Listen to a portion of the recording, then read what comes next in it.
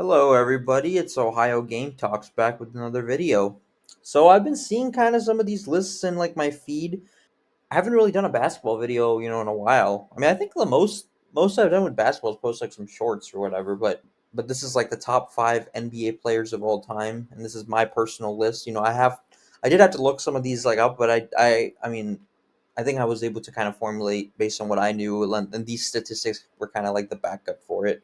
I will say one thing: I did not take too much in. Like I do have a couple, but there's not heavy longevity stats, just because I think I do think it's a factor, but I don't think it's the factor. So I tried to stay away from it for the most part. But I'll take you through my list, and we'll go from there. All right, starting off at number 5, we have Wilt Chamberlain. The only player, most importantly, I have to skip. He's scored 100 points in a game. The only player to do that. I have a hot take about that. I'll get to that in a minute. But he won 2 championships. Everybody, I know Bill Russell won 11 on his watch, but you got to remember, Bill Russell had like 6 or 7 Hall of Famers on his team. He was 11-1 in finals. Wilt crushed him statistically. He averaged like I think 30 and 30 on him. Against Russell. And he averaged 30 and 22 rebounds, just 7 scoring titles, 4 MVPs. The reason why I have him a little lower than some people might is because of the era he played in. I don't think that was us. I mean, obviously, like Bill Russell was there, but I don't that I it wasn't exactly world beating era. Like today, we have there's a lot of I guess like in the 80s, 90s. There's not really like a Kobe or like a Michael or LeBron. Like there wasn't that type of player. I mean, how often do you get those type of players? And Wilt was one of them, but the statistics at the end of the day are called the autobiography of Wilt Chamberlain. So I'm gonna put him number 5. Number 4, Magic Johnson, 5-time NBA champion. He won 3 Finals MVPs. He won them with Kareem, all 5 of them. But at the end of the day, all centers do need a guard, and he was the greatest assist. He averaged 10 assists per game. He's like the best passer of all time in my opinion. He made it to the finals 9 times. He lost 4 because him and Bird had that amazing rivalry with each other. And one thing that sticks out, he's a 4-time assist leader, and he's also the steals leader. So he was just a complete player. Obviously, I think his weakness was definitely shooting, but he did so many things to make up for it. Obviously, and he's the greatest point guard of all time in my opinion. I love Steph Curry. Steph is definitely number 2. You could argue Isaiah Thomas. I would go Steph Curry. I think that last championship that he won definitely sealed it. But Magic, in my opinion, is definitely at the top.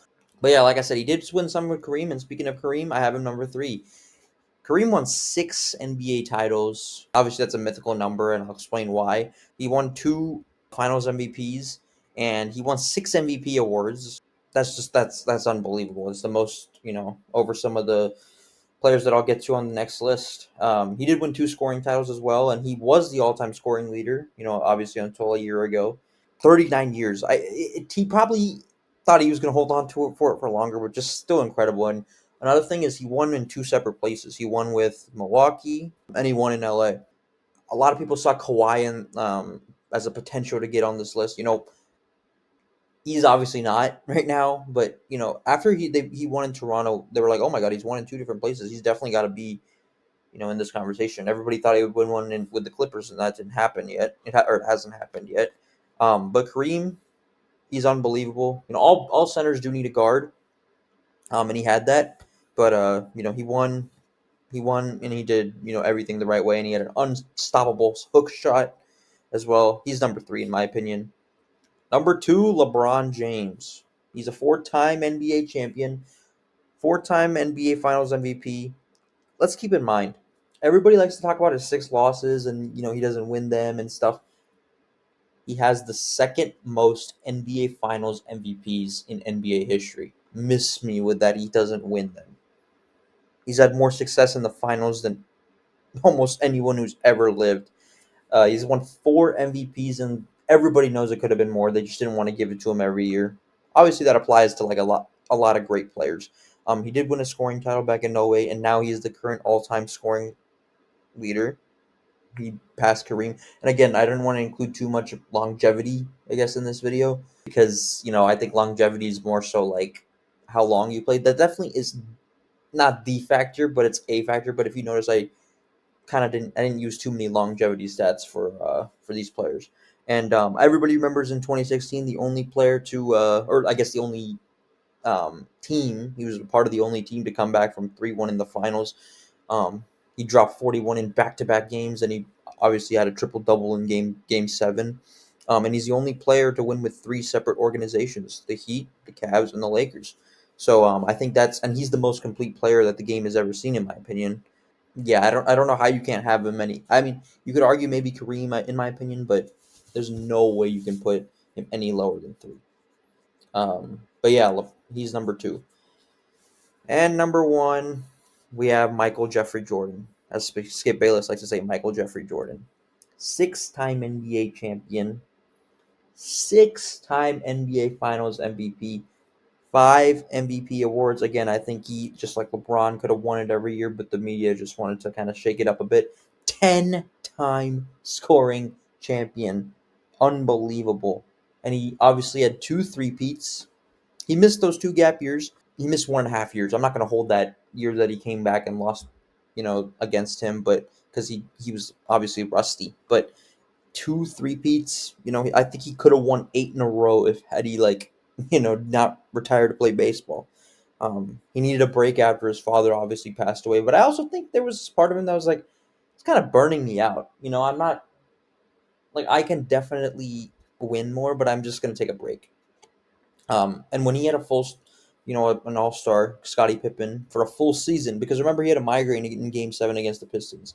But when he had Scottie Pippen for a full healthy season, he never did not win the finals. Like, he won, and then obviously everybody knows he never allowed a Game 7 in the finals, which is just incredible. And I don't want to hear, that he didn't play anybody. He beat a 63-64 win Sonics team, I believe. Yes, he had to struggle with the Pistons, but he completely just dominated them once Scottie Pippen hit all-star level. And he averaged 47 in a playoff run, and in an era where you had to play defense, and they obviously were able to rough you up a lot more. And then on top of that, he's a defensive player of the year, something these players don't have. So he's just unbelievable. No, the argument is not just rings. The argument is not finals MVPs. No. The argument is he is just unbelievable overall. The statistics show it. He's had some of the most iconic moments and shots. How can you not have him number 1? I know that everybody likes to debate, LeBron, Jordan, everything.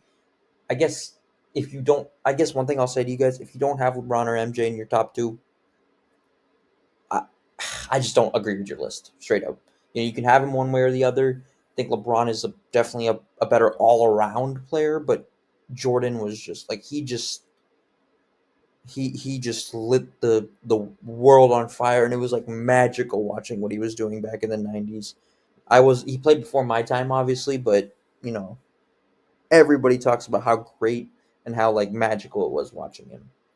So I got MJ number 1. I know that can be semi-controversial, but I think the majority agree. Some honorable mentions that I would like to list. These are, again, no in particular order, but I do want to mention Kobe, Shaq, Tim Duncan, Larry Bird, Steph Curry, and Bill Russell. These are like from, in no order, my 6 to 11. All these players are great, no doubt. I know a lot of people have some of these in their um, top 5. Most notably, probably I would say Bill Russell. A lot of people have because of his 11, rings, and then Kobe obviously is very high because he reminded you so much of MJ. He just wasn't as good. I'll talk a little bit about why I don't have these players in, but obviously rest in peace to those 2 legends. They're amazing. They just fall outside of my top 5. They're definitely top 10, top 11 players.